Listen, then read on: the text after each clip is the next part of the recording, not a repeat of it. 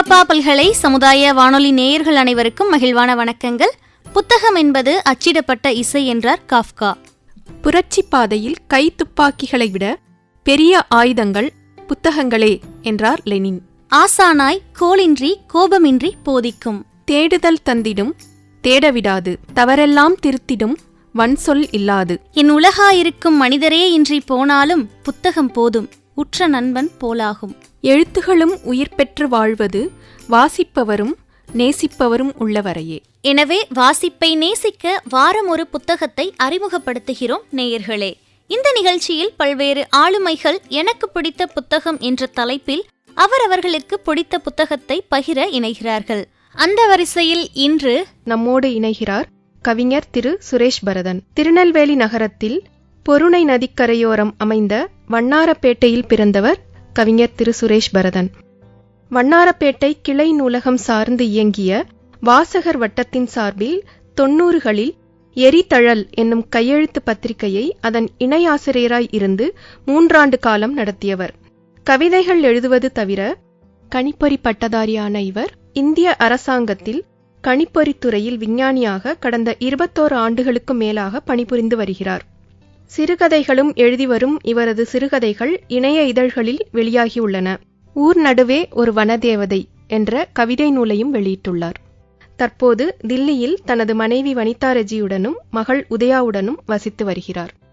நம் அழகப்பா பல்கலை சமுதாய வானொலியின் நிகழ்ச்சிகளை இணைய வழியில் கேட்டு தொடர்ந்து ஆக்கமும் ஊக்கமும் வழங்கி வருபவர் கவிஞர் சுரேஷ் பரதன் அவர்கள். வாங்க நேயர்களே, இந்த வாரம் எனக்கு பிடித்த புத்தகம் நிகழ்ச்சியில கவிஞர் சுரேஷ் பரதன் அவர்கள் பகிரும் புத்தகத்தை பத்தி நம்ம கேட்டு மகிழலாம்.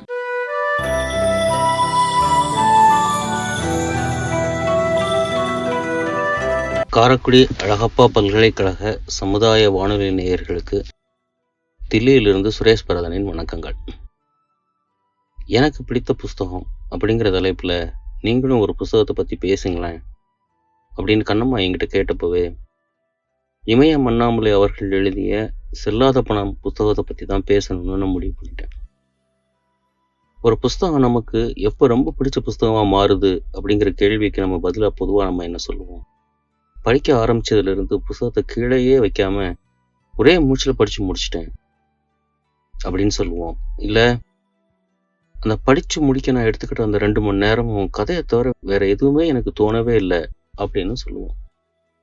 இந்த பொதுவான காரணங்களை தவிர சில புஸ்தகங்கள் தனி மனிதனோட வாழ்க்கையில வேறு சில முக்கியமான மாற்றங்களை ஏற்படுத்திடும். உதாரணமா, ஒரு புஸ்தகத்தை படிச்சதுக்கு அப்புறம் இந்த புஸ்தகத்துக்கு படிச்சதுக்கு அப்புறமா தான் என்னோட சிந்தனை வேற விதமா மாறிடுச்சு அப்படின்னு சொல்லலாம். இந்த புஸ்தகத்தை படிச்சதுக்கு அப்புறம் என்னோட வாசிப்பு தேடல் வேற ஒரு திசையை நோக்கி திரும்பிடுச்சு அப்படின்னு சொல்ல வைக்கலாம். ஒரு புஸ்தகம் எப்ப அந்த புஸ்தகத்தை படிச்சனோ அன்னைக்கு தான் நான் உலகத்தோட இன்னொரு பக்கத்தையே பார்க்க ஆரம்பிச்சேன் அப்படின்னு சொல்லலாம். இந்த புத்தகம் தான் எனக்கு சக மனுஷங்களோட வலிகளை உணர்ச்சிகளை புரிஞ்சு கொள்ள கற்றுக் கொடுத்துச்சு அப்படின்னு சில புஸ்தகங்களை படிச்சதுக்கு அப்புறம் நான் நினைச்சிருப்போம். இப்படி எந்த புஸ்தகம்லாம் ஒரு மனுஷனுக்கு பாடமா இருக்குதோ அந்த புஸ்தகம்லாம் தான் அவனுக்கு பிடிச்ச புஸ்தகமா மாறும்னு நான் நம்புறேன். அப்படி ஒரு புஸ்தகம் தான் இமயம் அவர்கள் எழுதிய இந்த செல்லாத பணம் புஸ்தகம். செல்லாத பணம் மட்டும் இல்லை, இமயம் அவர்களின் சாவுச்சோறு கூட அப்படி ஒரு புஸ்தகம் தான். பட் ஆனால் இதில் நம்ம செல்லாத பணத்தை பற்றி பேசலாம்னு இருக்கேன் நான். பொதுவாக எழுத்தாளர் இமயத்தோட சிறுகதையோ அல்லது நெடுங்கதையோ அல்லது ஒரு நாவலையோ நம்ம வாசித்தோம்னா நமக்கு நாமே இப்போ நம்ம வாசிக்கிறது ஒரு புனை கதை மட்டும்தான், நிஜம் இல்லை அப்படின்னு சொல்லிக்கிட்டே வாசிக்கணும். இல்லைன்னா அவரோட எழுத்தோட வீச்சு, அந்த கதையை அவர் சொல்கிற விதம், இது எல்லாமே நமக்கு கண்ணு முன்னால் ஒரு வாழ்க்கை காட்சிகளாக தெரிகிற மாதிரி, நம்மளும் அந்த வாழ்க்கையோட ஒரு அங்கமாக வாழுற மாதிரி, அந்த கதையோட பாத்திரம் ஒன்று அழும்போது நாமளும் அழுது, ஒரு கதை பாத்திரம் சிரிக்கும்போது நாமளும் சிரித்து, அப்படின்னு ஒரு உணர்ச்சி குவியலாக தான் நம்ம நம்மளை உணர முடியும். இமயம் ஒரு மீட்டிங்கில் சொல்லியிருக்காரு, எந்த எழுத்து உங்களை அழ வைக்கிறதோ, எந்த எழுத்து உங்களை சிரிக்க வைக்கிறதோ, எந்த எழுத்து உங்களை ஐயோ என அடுத்தவரின் துக்கம் கண்டு இறங்க வைக்கிறதோ, எந்த எழுத்து உங்களை மனிதனாக உணர வைக்கிறதோ அந்த எழுத்து தானே இலக்கியம் அப்படின்னு அவர் சொல்றார் பார்த்தீங்களா? அப்படித்தான் அவரோட நாவலை எதையும் படிக்கும்போது நமக்கு நம்மளை ஒரு உயிருள்ள ஒரு மனுஷனா ஆக்கக்கூடிய ஒரு எழுத்தாக தான் அந்த நாவலோ அல்லது அந்த கதையோ அந்த தொடர்கதையோ சிறுகதையோ அது இருக்கும். செல்லாத பணமும் அப்படி ஒரு நாவல் தான். இந்த நாவலை 4 பகுதியாக இமயம் எழுதியிருக்கார். பகுதி 1ல் ரவியும் ரேவதி இப்படி 2 பேர் காதலிக்கிறாங்க. அது அவங்களோட பேரண்ட்ஸுக்கு தெரிய வர்றது. அந்த இடத்துல தான் கதை தொடங்குது. ரேவதியோட அம்மா அமராவதி ரேவதியோட அண்ணன் முருகனோட காதலியான அருண்மொழி, அவள் ரேவதியோட தோழியும் கூட. இவங்க 2 பேரும் ரேவதிகிட்ட இந்த காதலை நீ கைவிட்டுரு, படிக்காமல் ஆட்டோ ஓட்டிக்கிட்டு ஊரெல்லாம் சண்டையிட்டுக்கிட்டு ஒரு ரவுடியை மாதிரி இருக்கிற ரவியை யாராவது காதலிப்பாங்களா அப்படின்னு கேட்குறாங்க. அதில் ஸ்பெஷலாக அருண்மொழி ரேவதியோட ஃப்ரெண்டு இல்லையா, அவள் உனக்கு ரவியை எதுக்கு பிடிச்சிருக்கு அப்படிங்கிறதுக்கு ஒரு உருப்படியான ஒரு காரணத்தையாவது உன்னால் சொல்லு அப்படின்னு கேட்குறா. ரேவதி கிட்ட அப்படி எந்த ஒரு காரணமும் இல்லை, ஆனாலும் பிடிவாதமாக ரவியவே மணக்கிறது அப்படிங்கிற ஒரு முடிவோடு அவள் இருக்கிறா. இந்த ரேவதியோட காதல் சமாச்சாரம் தெரிஞ்சதுமே அவகிட்ட பேசாமலே இருந்த அவளோட அப்பா நடேசன் 2 வாரத்துக்கு அப்புறம் தன்னோட மகளை கூப்பிட்டு, நீ உன் காதலை ஒரு கெட்ட கனவா நினச்சி மறந்துடு, ரவியின் குடும்பத்தை விட ஒரு நல்ல குடும்பமா, ரவியை விட ஒரு நல்ல பையனா, படித்த பையனா, நல்ல உத்தியோகத்தில் இருக்கிற ஒரு பையனா, நம்ம சாதியிலே உள்ள ஒரு பையனா உனக்கு நான் மாப்பிள்ளை பார்க்குறேன் அப்படின்னு சொல்கிறாரு. ஆனால் எதுக்குமே ரேவதி அசைஞ்சே கொடுக்கல. நடேசன் ரேவதிக்காக வேற மாப்பிள்ளைகள் எல்லாம் பார்க்குற நேரத்துல எல்லாம் அவள் தற்கொலைக்கு முயற்சி பண்ணுறா. அப்போது மெட்ராஸில் டிசிஎஸில் வேலை பார்க்குற ரேவதியோட அண்ணன் முருகன் அவன் இவ ரேவதியோட பேச்சை எடுத்தாலே கோவப்படுறான். தன்னோட அம்மா அமராவதியில் மட்டும் தன் கோவத்தை காட்டுறவன் தன் தங்ககிட்ட கோவப்படவோ அல்லது அவளை கண்டிக்கவோ எதுவுமே சொல்லாமல் பேசவே கூடாமவே இருந்துடுறான். இப்படியா ஒரு கதையோட பகுதி இந்த இடத்துல முடியுது. முதல் பகுதி இந்த விஷயத்தோட முடியுது. இப்போது எழுத்தாளர் இமயம் இந்த இடத்துல நம்மக்கிட்ட 2 காதல் கதைகளை முன்வைக்கிறார். ஒன்று அருண்மொழி முருகன், அதாவது ரேவதியோட அண்ணன் முருகன், அவன் காதலிக்கிற அருண்மொழிங்கிற ரேவதியோட தோழி. இவங்க 2 பேருக்கும் இடைப்பட்ட ஒரு காதல். 2வது காதல் ரவியும் ரேவதிக்குமான காதல். அப்படி 2 காதலுக்கு நம்ம கண்ணு முன்னாடி வைக்கிறாரு. முதல் காதல் ஏற்றுக்கொள்ளப்பட்டுருச்சு, அது ஏன் தெரியல. 2வது காதல் ஏற்றுக்கொள்ளவே படலை. ஏன்னா அங்கே அவங்களுக்கு ஏகப்பட்ட வித்தியாசங்கள் இருக்கு. படிக்காத பையனாக இருக்கான் ரவி, நல்ல குடும்பத்தை சேர்ந்தவனா இல்லாதவனா இருக்கான், தங்கள் சாதியை சேர்ந்தவனா இல்லாதவனா இருக்கான். இப்படி ஏகப்பட்ட விஷயங்களுக்காக இந்த காதலை எல்லாருமே என்ன செய்கிறாங்க, மறுக்கிறாங்க. ஆனால் இந்த 2 காதலை நம்மகிட்ட சொல்கிறது மூலமாக அவங்க பெற்றோர்கள் காதலுக்கு எதிரி இல்லை அப்படிங்கிறத மட்டும் இமயம் என்ன செய்கிறாரு, முன்வைக்கிறாரு. பொதுவாக காதல்ங்கிறது சமுதாயம் ஏற்றுக்கொள்ளக்கூடிய எதையுமே இதெல்லாம் சமுதாயம் ஏற்றுக்கொள்ளும் அப்படிங்கிறதெல்லாம் பார்த்துட்டு எந்த காதலும் யாருக்கும் வர்றதில்லை. அப்படி அது வந்துச்சுன்னா அது காதலாக இருக்காது, ஒரு சாதாரண கணித சமன்பாடாக தான் இருக்கும். இப்போது செல்லாத பணத்தோ நாவலோட பகுதி 2 பற்றி பார்க்கலாம். இந்த 2ஆம் பகுதியில் முதல்ல ரேவதியோட அம்மாவோட அமராவதிக்கு ஒரு ஃபோன் கால் வர்ற இடத்துல அந்த 2வது பகுதி தொடங்குது. இந்த ஃபோன் காலை கேட்டுட்டு அமராவதி ஐயோ அப்படின்னு மயக்கம் போட்டு கீழே விழுகிற மாதிரியான ஒரு காட்சியில் பகுதி 2 எழுத்தாளர் இமயம் தொடங்குறார். செய்தி என்ன அப்படின்னு கேட்டிங்கன்னா, ரேவதி தீக்குளிச்சிட்டா அப்படிங்கிற அந்த துக்ககரமான செய்தி தான் அது. ஆசையாக வளர்த்த ரேவதி இப்படி தீக்குளிச்சிட்டா அப்படிங்கிற செய்தியை கேட்ட அமராவதியும் நடேசனும் ரேவதியோட அப்பா துடிக்கிறாங்க. அவங்க உடனே தான் மகளை பார்க்கணும் அப்படின்னு கேட்குறாங்க. அப்போ அந்த ரவி கிட்டே இருந்து தான் இவங்களுக்கு அந்த ஃபோன் வந்திருக்கு. அவங்கக்கிட்ட ஃபோனில் பேசிக்கிட்டே முதல்ல விருத்தாச்சலத்தில் இருக்கக்கூடிய கவர்மெண்ட் ஆஸ்பத்திரிக்கு அங்கே சேர்த்துருக்கு அப்படிங்கிற தகவல் வந்தோடனே அங்கே போகிறாங்க. அங்கே போய் இவங்க சேர்றதுக்குள்ள விருத்தாச்சலம் ஆஸ்பத்திரியில் சேர்க்க மாட்டேன்னு சொல்லிட்டாங்க, கடலூருக்கு கொண்டு போக சொல்லிட்டாங்க அப்படின்னு சொல்கிறாங்க. ஃபோன் வருது திரும்பியும். இவங்க உடனே அந்த கார்லேயே அப்படி கடலூரை நோக்கி போகிறாங்க. இவங்க கடலூர் ஆஸ்பத்திரியை போய் சேர்றதுக்கு முன்னாடியே இன்னொரு ஃபோன் வருது. கடலூர் ஆஸ்பத்திரிலையும் சேர்த்துக்க மாட்டேன்னு சொல்லிட்டாங்க, ஜிப்மர் கொண்டு போக சொல்லிட்டாங்க அப்படின்னு ஃபோன் வந்தது. இவங்க அந்த ஃபோன் காலை பின்னாடியே விரட்டி ஜிப்மர் வரைக்கும் போகிறாங்க.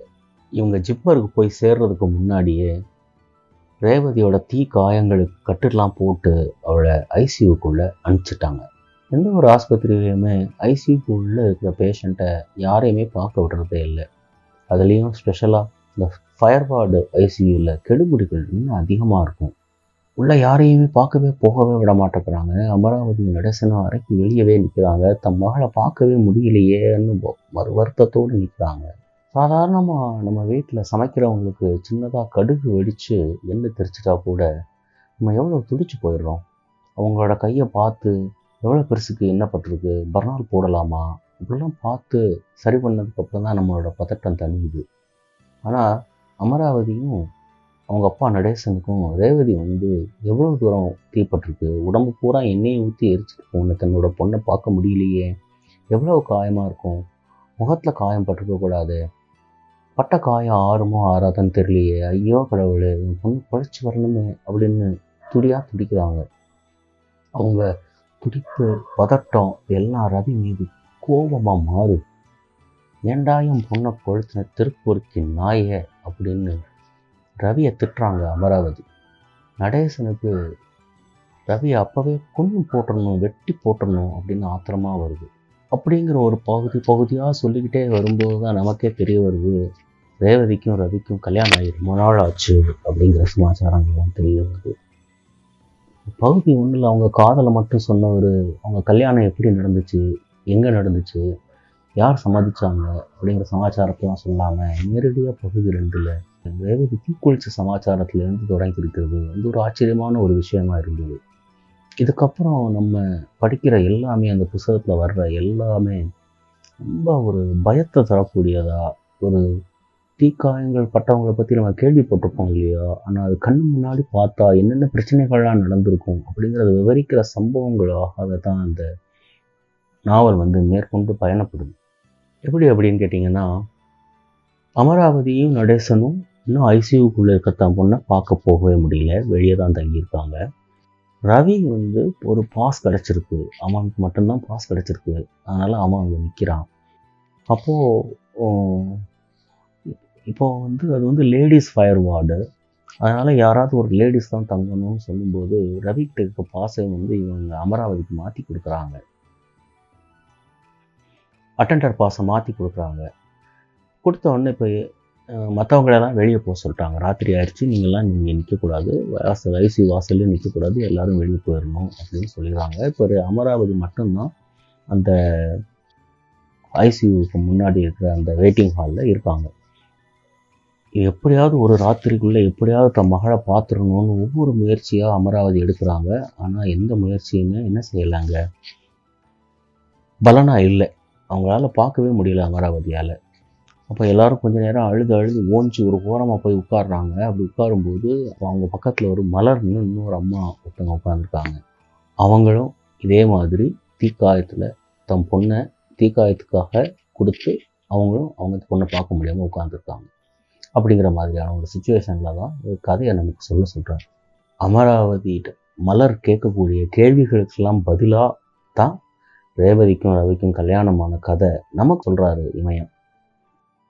அம்மா அப்பா அண்ணன் சொந்தம் சாதி எல்லாம் வேண்டான்னு போகிற, இனிமேல் நீ இங்கே வரக்கூடாது, எங்களெல்லாம் பார்க்கக்கூடாது அப்படின்னு சொல்லி ரேவதியோட கல்யாணத்தை நடேசன் நடத்தி வச்சது. கல்யாணத்துக்கு பிறகு ரவி ரேவதியை சந்தேகப்பட்டு வேலைக்கு அனுப்பாதது. ரேவதிக்கு கல்யாணம் ஆகி 6 வருஷங்கள் ஆனது. அந்த 6 வருஷத்தில் ஒரு தடவை கூட நடேசனும் முருகனும் ரேவதியை பார்க்க போகாமலேயே இருந்தது. ரேவதி 2 குழந்தைகளுக்கு தாயாகி இருந்தது. ரேவதியின் குடும்ப செலவுகளுக்கு ரவியின் ஆட்டோவுக்கு டியூ கட்ட என அப்பப்போ அமராவதி பணம் கொண்டு போய் கொடுத்தது. இது எல்லாமே மலரும் அமராவதியும் பேசுகிற மாதிரியான ஒரு டயலாக்ஸில் தான் நமக்கு இந்த கதையை அவர் சொல்கிறார்.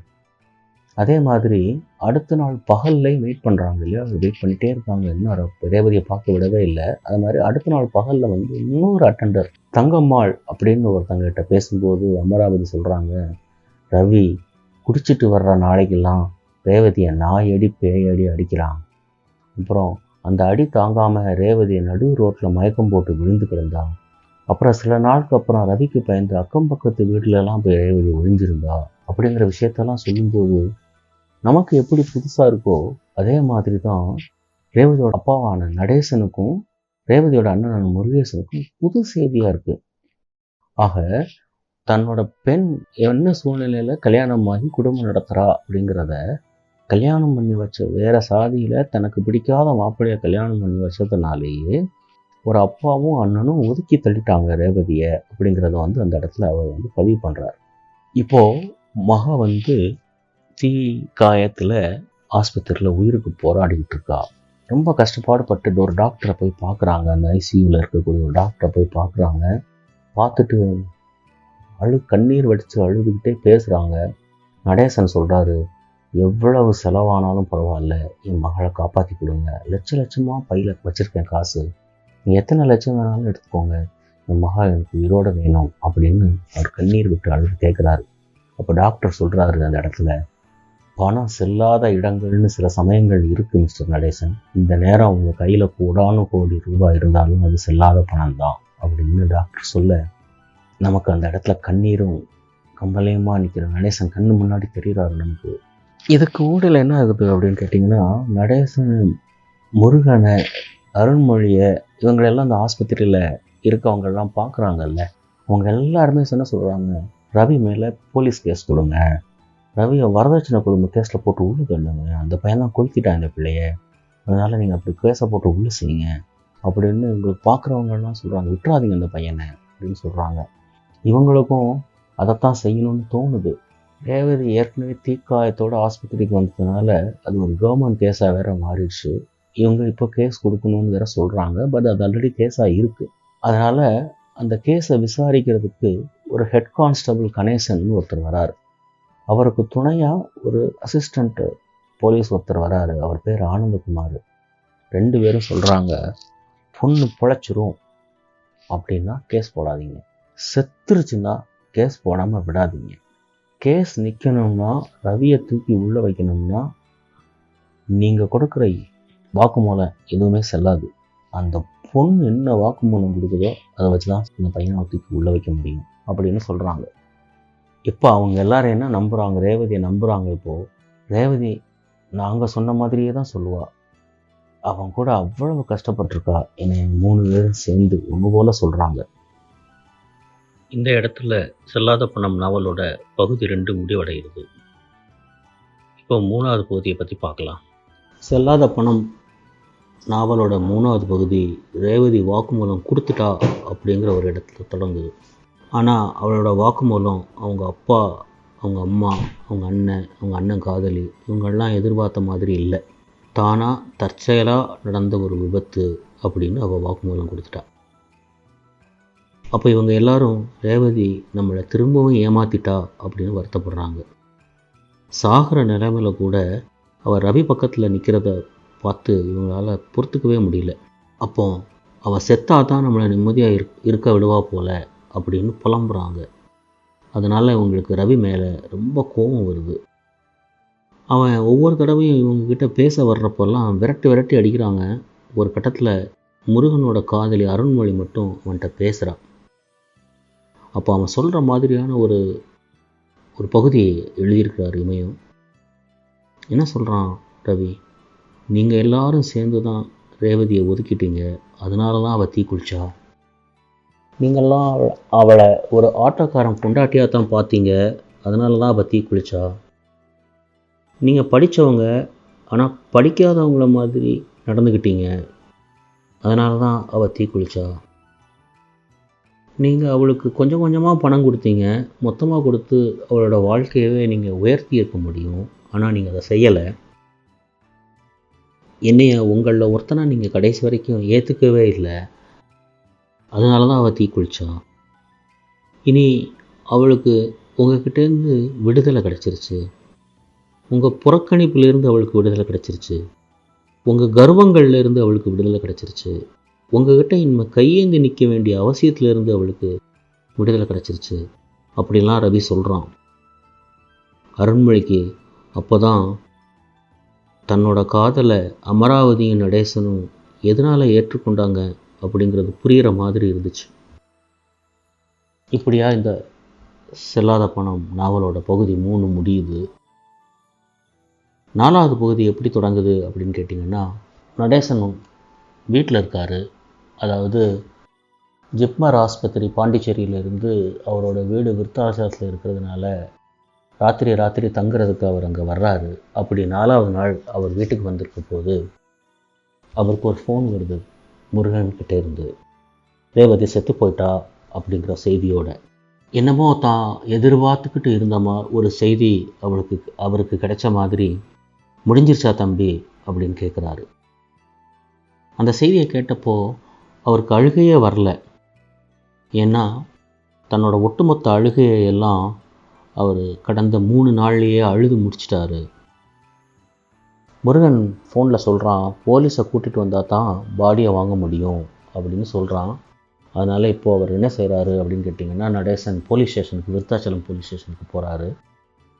போலீஸ் ஸ்டேஷனில் அவரோட பிரச்சனைகளை புரிஞ்சுக்காம அவர்கிட்டையுமே நீ போய் ஒரு பேப்பரை வாங்கிட்டு வா, கார்பன் பேப்பரை வாங்கிட்டு வா அப்படிலாம் சொல்கிறாங்க. 5000 ரூபா கொடு, நைஸாக வேலையை சீக்கிரமாக முடிச்சிடலாம் அப்படின்னு சொல்கிறாங்க. இதெல்லாம் செஞ்சதுக்கப்புறமும் அவரை ரொம்ப நேரமாக காக்க வைக்கிறாங்க. அப்போது இவர்கிட்ட படித்த பசங்க 2 பசங்க எதிரெதிர் கட்சியில் நகர செயலாளராக இருக்காங்க. அவங்க விவரம் கேட்டு, இவர் இங்கே இருக்கிற விவரம் கேட்டு அங்கே வராங்க. அவங்க வந்தவுடனேயே அவங்களுக்காக இவரோட வேலைகளை சீக்கிரமாக செய்கிறது அப்படிங்கிற சம்பவம்லாம் அந்த செல்லாத பணம் நாவலில் வரும்போது ரொம்ப யதார்த்தமாக இருக்குது. உலக நடைமுறை இப்படித்தான் இருக்குது. யாரோட பிரச்சனையும் யாருக்கும் ஒரு பெரிய விஷயமாகவே இல்லை அப்படிங்கிறது. அதெல்லாம் தாண்டி ஒரு போலீஸ் ஸ்டேஷன் அதோட நடவடிக்கைகள் இன்னமும் பொதுமக்களுக்கு ரொம்ப உதவியாக இல்லை அப்படிங்கிறதெல்லாம் சொல்கிறத ரொம்ப யதார்த்தமாக அந்த இடத்துல இமயம் எழுதியிருக்கிறாரு. கடைசியில் இவங்க எல்லாரும் போலீஸ் எல்லாம் கூப்பிட்டுக்கிட்டு மார்ச்சுவரிக்கு வராங்க. மார்ச்சுவரியை பாடியை வாங்குகிறாங்க. ரேவதியோட பாடியை வாங்கினப்போ அதை திரும்ப ரவிக்கிட்டே கொடுத்துறாங்க. நீயே கொண்டு போ, உங்கள் வீட்லேயே கொண்டு போய் இறுதி சடங்குகளெல்லாம் செஞ்சுக்கோ அப்படின்னு சொல்கிறாங்க. ஆனால் முதல்ல நடேசன் நினைக்கிறாரு, பக்கத்து வீட்டுக்காரங்கிட்டலாம் சொல்லிட்டு வராரு, ஆமாம் என் மகா இறந்து போயிட்டா, அவரோட இறுதி சடங்கு இங்கே தான் வைக்க போகிறோம் அப்படின்னு சொல்லிட்டு வராங்க.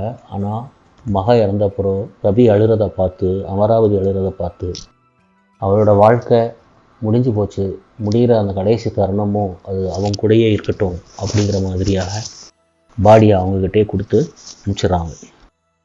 ஸோ பாடியை எடுத்துகிட்டு அந்த மார்ச்சுவரியிலேருந்து வேன் கிளம்பி போகும்போது, ஆஸ்பத்திரியை விட்டு கிளம்பி போகும்போது, இன்னொரு ஆம்புலன்ஸில் இதே மாதிரி தீக்குளிச்ச இன்னொரு பெண்ணோட ஒரு ஆம்புலன்ஸ் ஆஸ்பத்திரிக்குள்ளே நுழையுது. அந்த இடத்துல கதை முடியுது. இந்த நாவலை இந்த புஸ்தகத்தை நான் வாசிக்கும் போதும் சரி, இல்லை வாசித்து முடித்ததுக்கப்புறமும் சரி, நான் இருந்த அந்த மனநிலையை எப்படி உங்களுக்கு சொல்கிறதுன்னு எனக்கு தெரியல. ஒரு வாரம் இல்லை ஒரு 10 நாள் நான் ஒரு மாதிரியான ஒரு பித்து பிடிச்ச நிலையில் தான் இந்த புஸ்தகத்தை படித்ததுக்கப்புறம் நான் இருந்தேன். நான் என்னைய இந்த புஸ்தகத்தில் உள்ள அத்தனை கதாபாத்திரங்களாகவுமே நான் என்னை உணர்ந்தேன். நான் ஒரு மகளை பெற்றவனாக, எனக்கு ஒரு பொண்ணு இருக்காய, ஒரு மகளை பெற்றவனாக என் மகள் மீது எப்போதும் ஒரு பொசசிவ்னஸோடு இருக்கிறவனாக நான் இருக்கிறதுனால நான் என்னை நடேசனாகவும் அமராவதியாகவும் இருந்தேன். அந்த ஒரு 10 நாளில் எனக்கு ஒரு தங்கச்சி இருக்காங்க. அதனால் ஒரு தங்கையோட அண்ணனாக நான் என்னை ஒரு முருகனாக ஃபீல் பண்ணியிருந்தேன். நான் என்னை ரவியாகவும் உணர்ந்திருக்கிறேன் அந்த 10-15 நாளில். முழுக்க இதை எல்லாத்தையும் தாண்டி முழுக்க நான் ரேவதியாக என்னை நான் ஃபீல் பண்ணினேன் அந்த 10 நாள். ரேவதியோட தீப்புண்களோட எரிச்சலை நான் இன்றைக்கும் உங்ககிட்ட பேசும்போது என்னால் உணர முடியுது. என்னை சுற்றி இப்பவும் அந்த ரேவதி மீது எரிந்த அந்த தீயோட வெப்பம், அந்த தீ என்னை கற்கிற வாசம், இதெல்லாம் இப்பவும் உங்ககிட்ட இந்த நாவலை பற்றி பேசும்போது வீசிக்கிட்டே இருக்குது. இனிமேல் இந்த புத்தகத்தை பற்றி நான் யார்கிட்ட பேசினாலும் இந்த உணர்வு வந்து எனக்கு திரும்ப திரும்ப கிடைச்சிக்கிட்டே இருக்கும். அப்படி தான் நான் நினைக்கிறேன். இப்போ ரேவதியை பற்றி பேசலாம். ரேவதி வந்து கதாபாத்திரம் வந்து ஒட்டுமொத்த பெண்களோட மன உறுதியை சொல்லக்கூடிய ஒரு கதாபாத்திரமாக தான் இந்த ரேவதியோட கதாபாத்திரம் இந்த செல்லாத பணம் நாவலில் வந்து கட்டமைக்கப்பட்டிருக்கு. ஒரு பெண்ணோட மன வலிமைக்கு முன்னால் வேறு எதுவுமே விஷயமே இல்லை அப்படிங்கிறத ரேவதி தன்னோட ஒவ்வொரு நடவடிக்கைகளையும் கதை முழுக்க செஞ்சுக்கிட்டே வராங்க. தன்னோட பெற்றோர்கிட்ட ரவியை தான் கல்யாணம் முடிப்பேன் அப்படின்னு பிடிவாதமாக பிடிக்கிறதுலையும் சரி, திருமணத்துக்கு அப்புறமான நாட்களில் ரவி அவளை அடித்து துன்புறுத்திய போதும் சரி, தெருவில் வந்து மயங்கி கிடக்கிற நிலைமையில் அல்லது அவனது அடி உதைகள் தாங்க முடியாத நாட்களில் பக்கத்து வீட்டில் போய் ஒழிஞ்சிக்கிற நிலைமையெல்லாம் சந்திச்சிருந்தாலும் தீயில கருகி தன்னுடைய உடல் ஒரு 90% எரிஞ்சதுக்கு அப்புறமும் கணவனுக்கு எதிராக ஒரு வாக்குமூலம் கொடுக்காம தானாக நிகழ்ந்த ஒரு விபத்துன்னு அவர் சொல்கிற போதும் சரி, அந்த பெண்ணோட மன உறுதி எவ்வளவு வலிமையான ஒரு மன உறுதியான ஒரு பெண்ணாக அந்த ரேவதி இருக்கிறாங்க.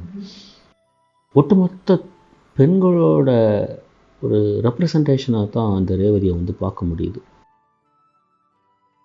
ரெண்டாவது, பெற்றோர்களுக்கான ஒரு கேள்வியும் இந்த இடத்துல இருக்குது. தாங்கள் பெற்ற ஒரு பெண்ணுக்கு ஆசையாக வளர்த்த ஒரு பெண்ணுக்கு அவளுக்கு வேண்டியதெல்லாம் கேட்குறப்போ வாங்கி கொடுத்த ஒரு பெற்றோர்கள், பிடித்த உணவை சமைத்து கொடுத்த பெற்றோர்கள், அவளுக்கு பிடித்த படிப்பை படிக்க வைக்கிற ஒரு பெற்றோர்கள், எல்லாத்தையும் மேலே அவளுக்கு பிடிச்ச எல்லாத்தையும் வாங்கி தரக்கூடிய பெற்றோர்களான அமராவதியும் நடேசனும் ஏன் அவளுக்கு பிடித்த ரவியை மட்டும் ஏற்றுக்கவே இல்லை? அங்கே மட்டும் ஏன் சாதி அல்லது அந்தஸ்து இதெல்லாம் எப்படி வந்து நின்றுது? சரி, அப்படி பிடிக்கவே இல்லைன்னு கூட வச்சுக்கோங்க. 6 வருஷமாக ஒரு கல்யாணமாகி போன பொண்ணை நீங்கள் பார்க்காம இருப்பீங்களா? பார்க்காம தான் இருந்துட்டீங்க. சரி, அவள் அப்பா பார்க்காம இருந்தார், அண்ணன் பார்க்காம இருந்தார், அவங்க அம்மா பார்க்குறாங்கல்ல, அமராவதி தான் போய் பார்க்குறாங்கல்ல. அவங்களுக்கு வந்து அவன் அடிக்கிறான் உதைக்கிறான் அப்படிங்கிறதெல்லாம் தெரியுதில்ல. அது ஏன் இவங்க வந்து இவங்ககிட்ட சொல்லவே இல்லை? சொன்னாலும் ஏன் கேட்கவே இல்லை? ஏன் அதை வந்து ஒரு புது விஷயமாக பார்க்குறாங்க? ஏன் ஒன்றுமே செய்யலை? அந்த பையன் அடிக்கிற பையன்கிட்டேருந்து உதைக்கிற பையன்கிட்டேருந்து தன் பொண்ணை காப்பாற்றணும் அப்படிங்கிற ஒரு எண்ணம் வந்து ஏன் இந்த 6 வருஷமாக வரவே இல்லை? அவ்வளவு கௌரவம் தேவைதானா? அதையெல்லாம் மீறி தன் பெண் வாங்குகிற அடியெல்லாம் விட உதையெல்லாம் விட அவள் படுற கஷ்டங்களெல்லாம் விட சாதியும் அந்தஸ்தும் முக்கியமாக போயிடுச்சா? இதெல்லாம் கேட்க வேண்டிய கேள்வி, நமக்கு நாமே கேட்க வேண்டிய ஒரு கேள்வி இந்த புஸ்தகத்தை படிக்கும்போது. அப்போல்லாம் விட்டுட்டு அவள் தீயில கருகி 90% உடல் கருகி உயிருக்கு போராடிட்டு இருக்கிற நேரத்தில் 10 லட்ச ரூபா வச்சுருக்கேன் கக்கத்தில், 20 லட்ச ரூபா வச்சுக்கிட்டு இருக்கேன், என் பொண்ணை எப்படியா காப்பாற்றினா போதும் அப்படின்னு கேட்குறது இது எந்த விதத்தில் நியாயம்? அந்த பணம் எப்படி செல்லும்? அந்தபடி எப்படி செல்லுபடியான பணமாகும்? அந்த பணம் மட்டும் இல்லை, இவ்வளவு நாள் நீங்கள் படித்த படிப்பு அதே செல்லாத படிப்பு தான். பணம் மட்டும் செல்லாத பணம் இல்லை, நீங்கள் வரட்டு கௌரவத்தோடு இருக்கக்கூடிய படிப்பு அறிவு அதே செல்லாத படிப்பு செல்லாத அறிவு. ஏன் இந்த எதுக்காக இவ்வளோ வரட்டுப்படும்? அந்த மானம் அந்த மரியாதை அது எல்லாமே கூட செல்லாதது தான் அப்படிங்கிறது தான் இந்த நாவல் வந்து ரொம்ப தெளிவாக சொல்லியிருக்கு. நான் அதை உங்களுக்கு முழுசுமாக இந்த புஸ்தகத்தோட விவரத்தை சொல்லிட்டேன்னு நினைக்கிறேன். எதனால் இந்த புஸ்தகம் எனக்கு பிடிச்ச புஸ்தகமாக இருக்கும்னு இப்போ உங்களுக்கு புரிஞ்சிருக்கும்னு நினைக்கிறேன். இது வரைக்கும் நீங்கள் இந்த புஸ்தகத்தை படிக்கலைன்னா தயவுசெய்து இந்த புஸ்தகத்தை வாங்கி படிங்க. செல்லாத பணம் இந்த நிச்சயமாக உங்களுக்கும் ஒரு பிடிச்ச புஸ்தகமாக இருக்கும் அப்படின்னு நான் நம்புகிறேன்.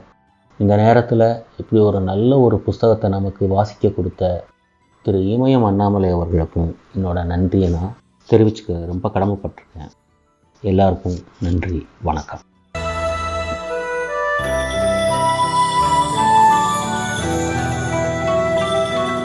நம்ம எல்லாரும் தொடர்ந்து இணைந்திருப்பது அழகப்பா பல்கலை சமுதாய வானொலி. இது எனக்கு பிடித்த புத்தகம் நிகழ்ச்சி. இந்த வாரம் கவிஞர் சுரேஷ் பரதன் அவர்கள் பகிர்ந்த எழுத்தாளர் இமயம் அவர்களின் செல்லாத பணம் எனும் நாவலை பத்தி நம்ம கேட்டு ரசிச்சோம். இந்த நிகழ்ச்சி நேயர்களாகிய அனைவருக்குமே ரொம்ப பிடிச்சிருக்கும் நாங்க நம்புறோம். இந்த நிகழ்ச்சி பற்றிய கருத்துக்கள் பின்னூட்டங்கள் நீங்க பகிர விரும்பினா மறக்காம நம்ம அழகப்பா பல்கலை சமுதாய வானொலியின் மின்னஞ்சல் முகவரிக்கு அனுப்பலாம்.